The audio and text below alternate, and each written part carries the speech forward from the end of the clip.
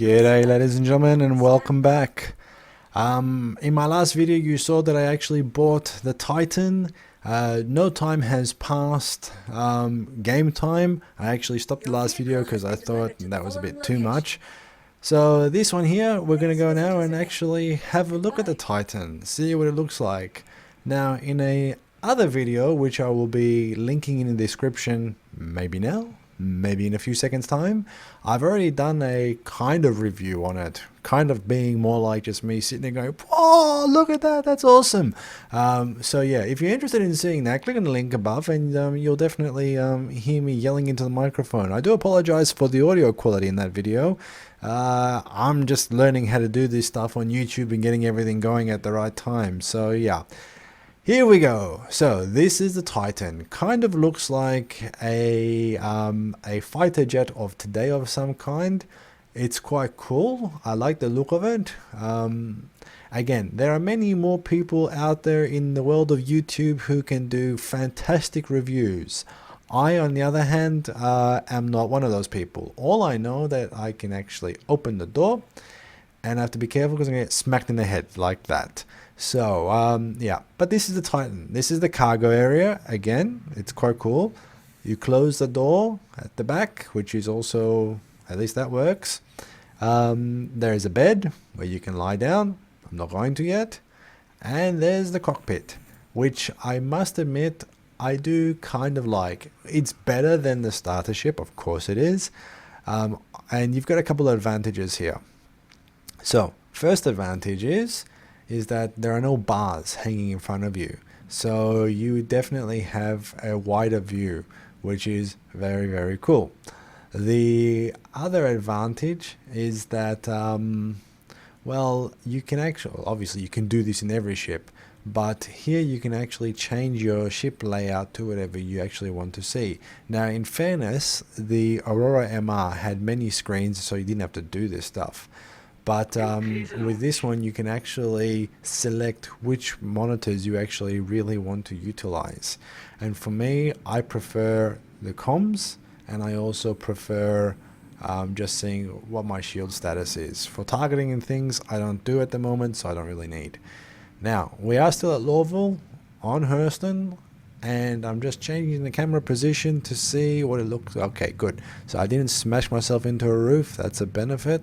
So yeah, it's quite a nice little ship. You can do a few things, but yeah, the one thing I will say about this ship that I find kind of interesting, and I think I'm going to try it out a little bit later, is that the landing gear itself has wheels. The previous one on the Aurora, at least that I can actually have seen, just has like landing struts, no wheels. So I'm actually thinking if I can actually kind of fly this into the hangar with the wheels down to actually make it like just glide in, that would be kind of cool. Again, other people on YouTube have got some very funny and interesting videos with respect to this type of topic. As you can see, got some money left over. But I think the important part now is to go back to ArcCorp.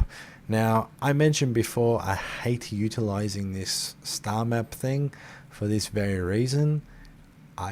Zooming in, it doesn't want to do it sometimes. Try to get closer, it's not letting me set anything, which is annoying. So I have to go back and forth a couple times. The best part about this is there is a hotkey, which is F2 on the keyboard, but as you can see, what does it do? Bloody well nothing. Still doesn't let me set it as a point. So what I might have to do is find a place a little bit further away from the planet and set it and just go from there.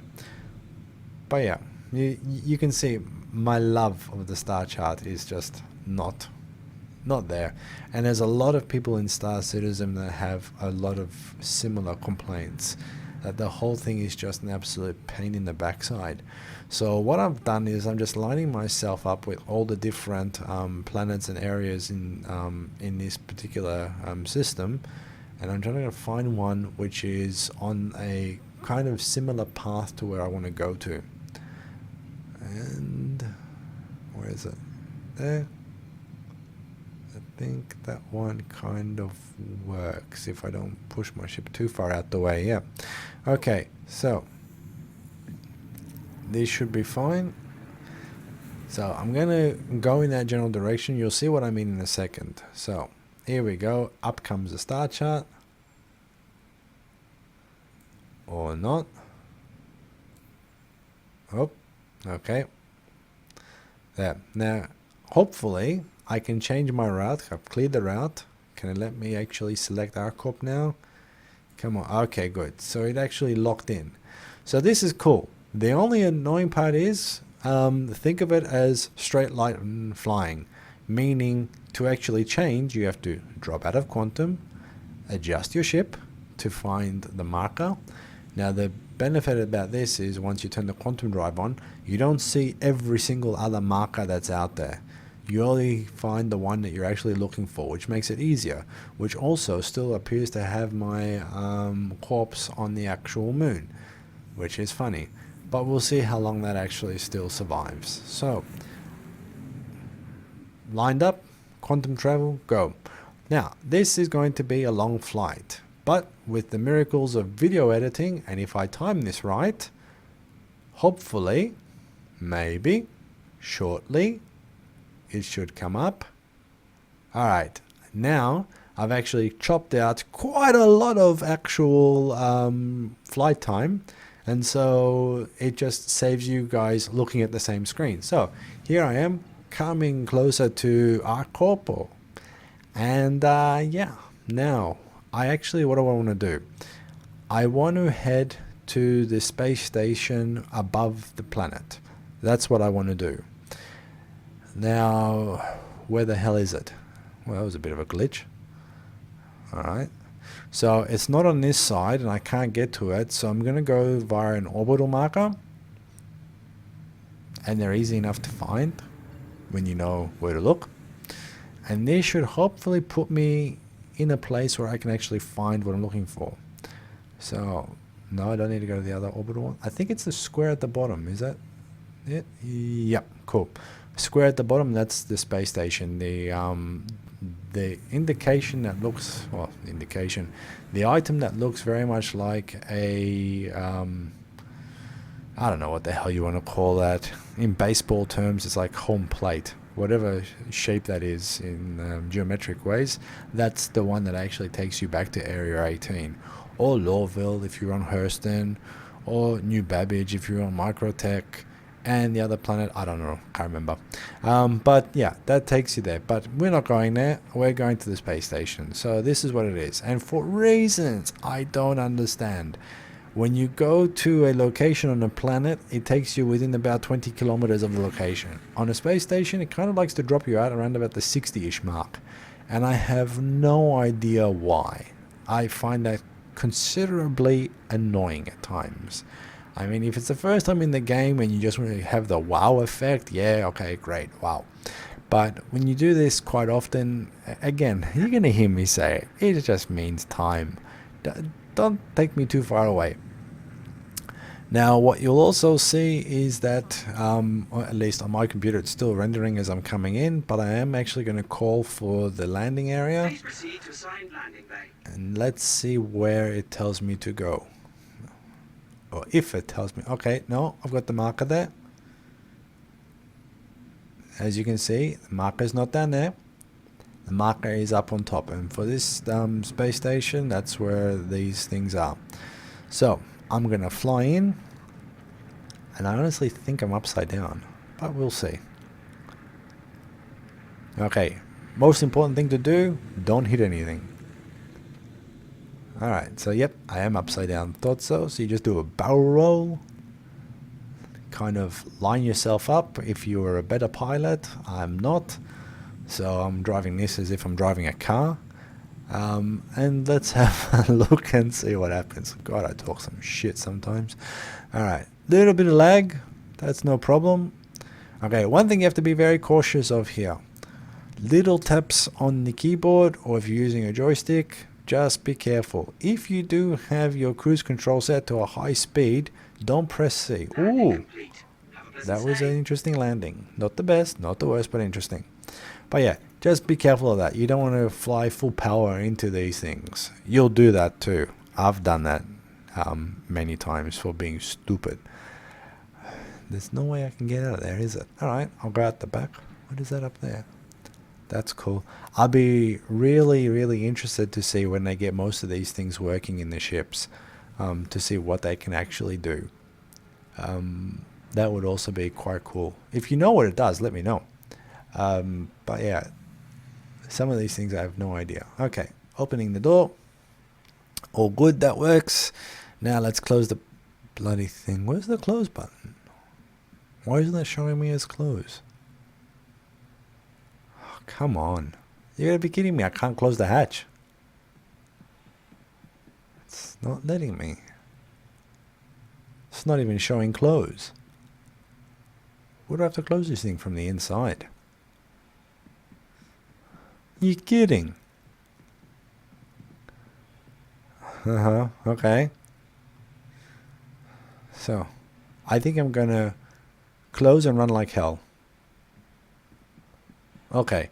Not the best way to close it, but it's closed at least. So, yes, here I am.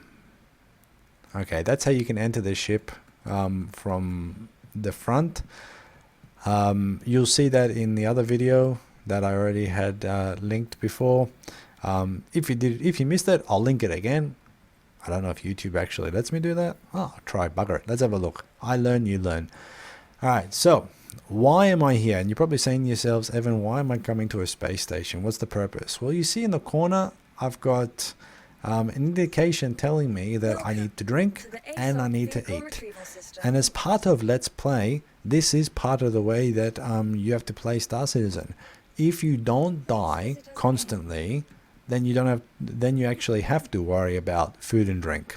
If you die constantly, then you don't have to worry about anything, because by the time you die, then you come back with full health, full nutrition, full saturation. Well, is it saturation? It's more like yeah, bugger it. Let's go with saturation, even though it's not the right word. But you get where I'm going with. You don't have to worry about it. But once you actually start getting better at the game and not dying as often as you did at the beginning, then you have to start playing like this. And in the space stations, you have to learn where to get the stuff. So always, food can be found at Galleria level on most places. So now each setup is different. So this is where signs help. Except for that green thing coming down. I have no idea what that is. But yeah. So, rest and relax.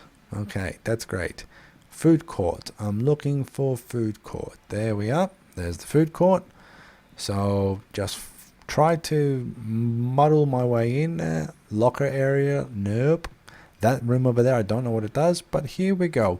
We're at the food court. And by the looks of things, we're on the top level of the food court, which is not a bad thing. So this is the noodle place, where you can buy water and other drinks except for noodles. Go figure. As you can see, I've got nothing in my inventory here. I'll take my helmet off because, as I mentioned in my earlier video, you have to take your helmet off in order to eat or drink. So, now, this is the part that kind of annoys me about this game. When you drink, it drinks in little bursts, which is fine if you only had to do like maybe, I don't know, 5-10% of health. But when you know that you're down a lot, and health wasn't the right word, just hydration. That's the word I was looking for from before, not saturation, hydration. Anyway, I'm diverting. Basically, is what I would love to see is that if you know you have to drink, let the game designers actually design it in such a way for you to actually drink until you're actually fully hydrated. That would be great, because this, as you can see, is just select, drink, select, drink, select, drink. Very cool, again, if we're talking about a once-off activity, because it is quite cool. Very annoying when it comes to this type of approach, when you're drinking more. Or let's just say you need to drink more than what you already have. So now I'm going to place this back on the counter. That didn't work. Has to go back in my hand. So next place for this is the floor, because I can't place it anywhere else. So as you can see, noodles, can't exactly do anything with it. So for the moment, water's good. Juice bar, believe it or not, can't get that much here. All this stuff here you think you can get. No, you can only get 1 or 2 things, which is also a little bit annoying. The burrito place, burrito bar. Okay, this here I know I can get water. Should have come here first, to be honest. And you can also get burritos. Now, you can actually choose what flavor of burrito you want to have. I'm going to try to go for the healthy choice, which doesn't exactly say veggie burrito. Now you can actually click on it, read it, and everything along those lines. I'm not going to bother with that. I'm just going to eat it, and you'll see very quickly that my hunger level has gone up to pretty much all good, set to full, 100%. Take a pick. So now what I'm going to do is I'm actually going to go downstairs. I'm going to go to that place which I just saw and take a seat and log out of there. And this is going to be a short video today, but this is just to show you. Whoa, hang on. What is this guy? No wonder why he's not bloody moving. He can't see where he's going. Is that intentional? Oh, who are you looking at? Is there a slap function command? I don't know. Alright, I'll just burp in front of him. That's very nice. So I've got Elroy's, and I'll just take a seat back, and I think that's pretty much it for this video. Next video, definitely we're going to play. We're going to try to recover some of the experience points from the career. So we'll probably go and try to do 2 missions in parallel in the Titan. That's the next video. Take care all. Have a good day.